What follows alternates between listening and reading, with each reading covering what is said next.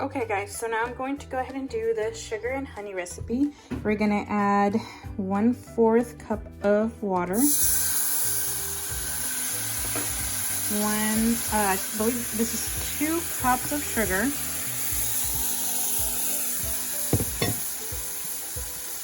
And then we're going to be adding 2/3 cup of honey. And I'm gonna go ahead and put my phone down so I can scrape it all in there. I'll show you what it is. Okay, so this is what it looks like once I've added the sugar and the honey and the water. I went ahead and mixed it just a little bit, not too much. Now I'm going to have it on medium heat to bubble some. And I'm starting to worry, probably should have used a bigger pot for this, but we'll see how it goes. I do want to let you guys know that I put about 2 to 3 drops of this. It's by Wilton pure lemon extract, just because since we are making tea, I figured it might as well make it taste wonderful. It already smells so good in this kitchen. Oh my gosh, guys, it smells so sweet. And now with this, it smells just like tea heaven. Okay, so it's almost all the way to the top. I should have used a bigger pot, but let's go ahead and take the temperature. Like I said, it should be around 300.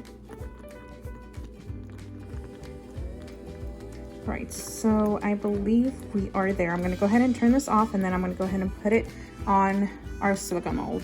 I also added some food coloring. I'm going to go ahead and mix it. This stuff, since we did add the honey, so it's a little bit more yellow. The ice malt holds the color a little bit more just because it's clear.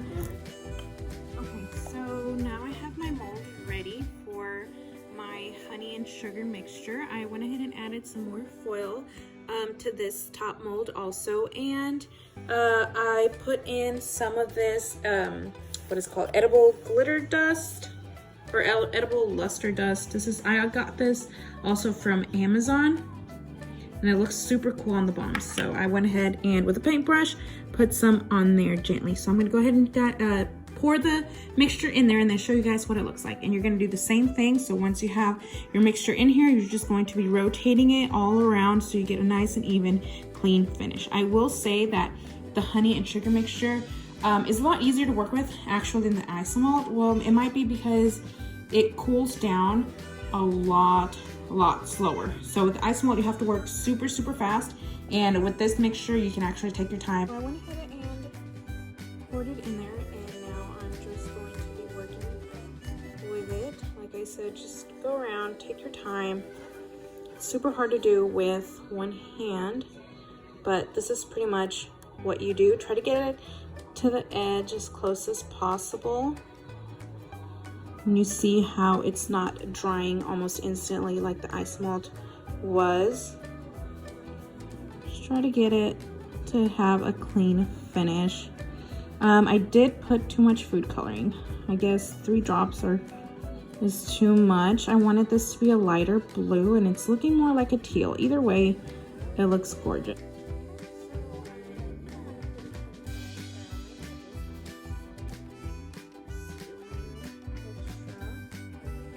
Like I said, just drizzle it, do some funky stuff.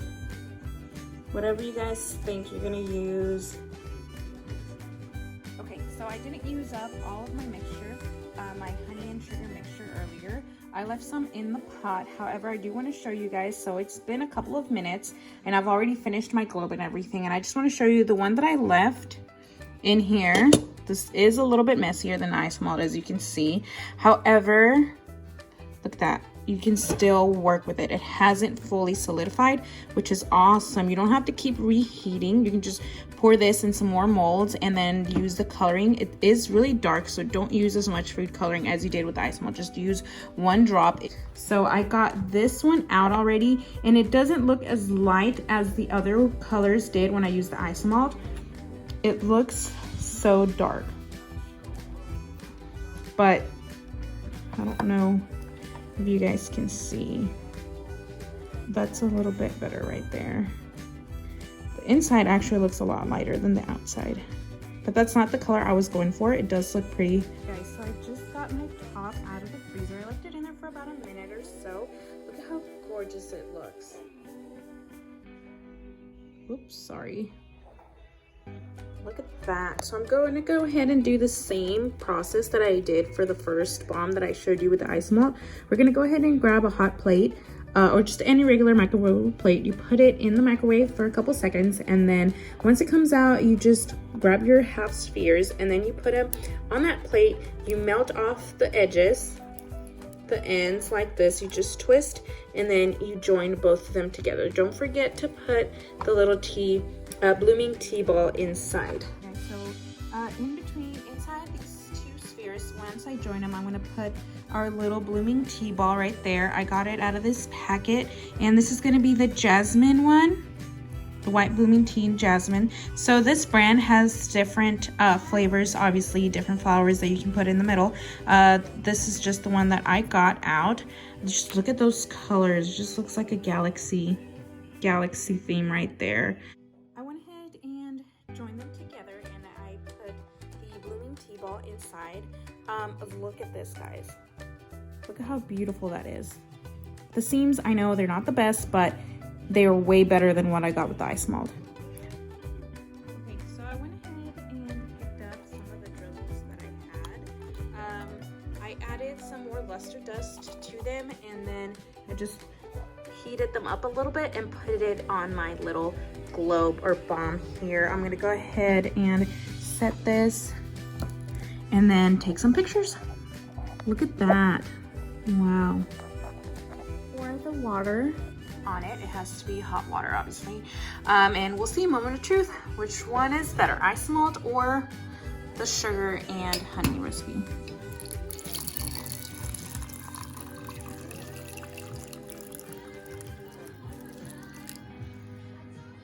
There's our little tea ball.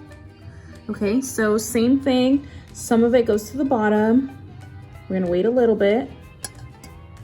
The luster dust just adds a whole other level of magic to this cup of tea. Just look at how beautiful, and it sparkles.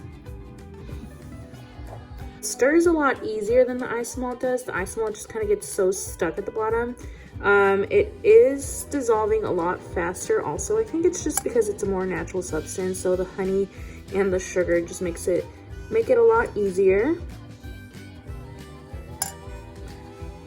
All right, let's keep stirring. I'll wait a few more minutes. The tea ball that we put in here, the tea ball, actually had 2 blooms in it, so look how cute that looks. However, I did put too much food coloring, I think, to my original mixture, or it might just be that the honey is too dark. But the tea, it's kind of hard to show you guys what it looks like on the inside just because it's so dark. I will show you the ice malt one though. It's almost just as dark, but you can still see a little bit of the bloom in there. I did try it, and oh, it's just perfect. I guess you could say it's my cup of tea because this is it. Like, it is just right. It's perfectly sweetened, and the aroma from the flowers is just awesome. I think this is a good size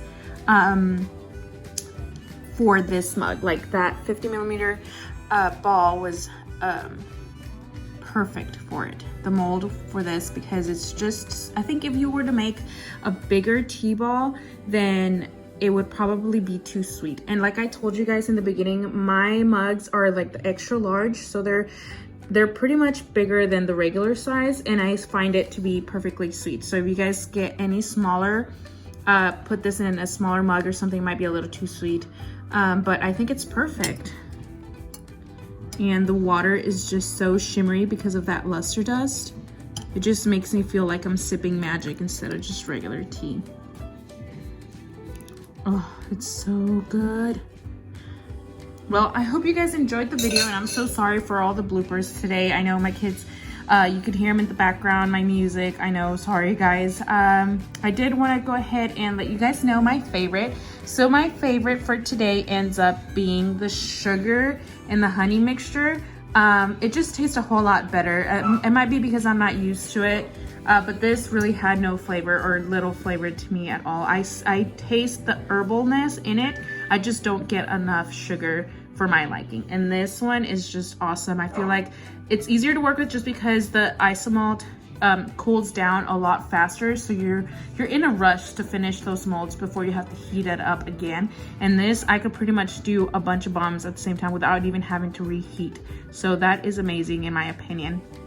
I hope you guys liked this video, and I hope it helps you, because when I was trying to do all this and when I was trying to learn, there's just so much information out there and it's kind of hard. I didn't really find any videos that actually helped me figure this out. So I kind of just trial and error, and I hope you guys enjoy it and get to work. Thank you.